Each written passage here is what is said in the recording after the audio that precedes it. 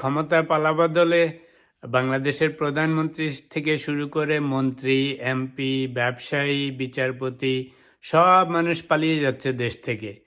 বাবা পুঁটি মাছের প্রাণ নাকি? এখন যখন সময় এসছে, প্রধানমন্ত্রী পালিয়ে গেছে, তারপরে তার মন্ত্রী, সন্ত্রী, এমপি, ব্যবসায়ী, বড় বড় বিগ ফিশেস সবগুলি বয়ে মনে হচ্ছে যেন চুনোপুটি হয়ে গেছে। কেন বাবা একটু সাহস নেই এটা নিয়ে? এখন তো আর তোমাদের আওয়ামী লীগের মতো আয়নাগরও নাই আর অন্য কিছুও নাই। এমন না যে ধরে ধরে সবগুলি নিয়ে আয়নাগরে ভরবে।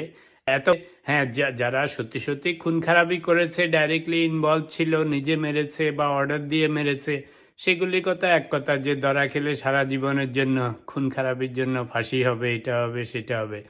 তোমরা যারা রাজনীতি করেছ, সেটা ব্যবসায়ী হোক, বড় বড় ব্যবসায়ী, আনিসুল হকের মতো মানুষ, সালমান রহমানের মতো মানুষ পালিয়ে যাচ্ছে। আরে তোমরা পালাচ্ছ কেন?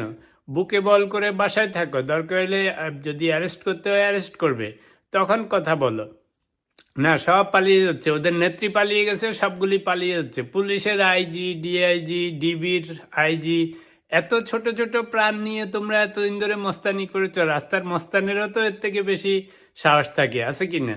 বড় বড় ব্যবসায়ী এক একটা শয়ে শয়ে হাজার হাজার কোটি টাকার মালিক, এত বড় বড় ব্যবসা প্রতিষ্ঠান সেট করেছে এত বছর ধরে। এখন যখন সময় এসছে, সবগুলি পালাচ্ছে রাস্তাঘাট দিয়ে, নৌকা দিয়ে, বর্ডার দিয়ে। শুনলেই হাসি পাচ্ছে। এর থেকে বাচ্চাদেরও তো আরো বড় কলজা আছে কি না?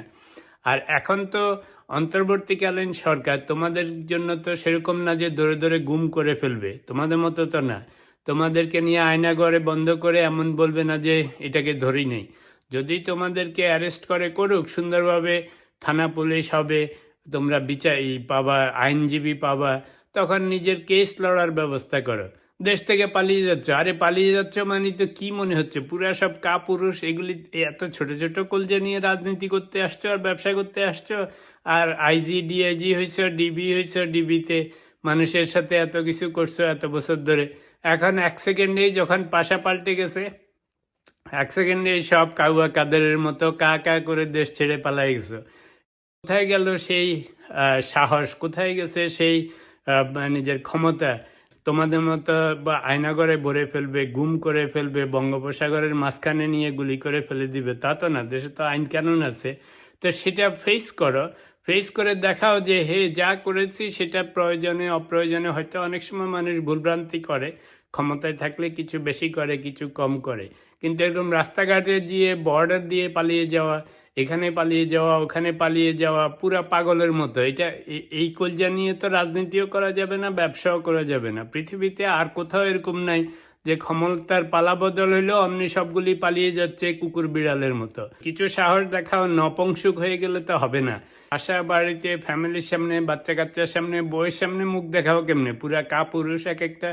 যদি এতদিন ধরে ক্ষমতা চালাইতে পারছো, যদি না সেরকম রিয়েলি কিলার হও, যদি না রিয়েলি সত্যি সত্যি মানুষকে খুন খারাপি করে থাকো, তাহলে বুকে বল নিয়ে দেশে থাকো, দেশের মানুষ, এবং দেখো কি হয়, তাহলে সেভাবে ফেস করো। তোমাদের আগে যারা রাজনীতি করেছে তারাও সেভাবে রাজনীতি করেছে। এরকম কাপুরুষ হলে তো চলবে না।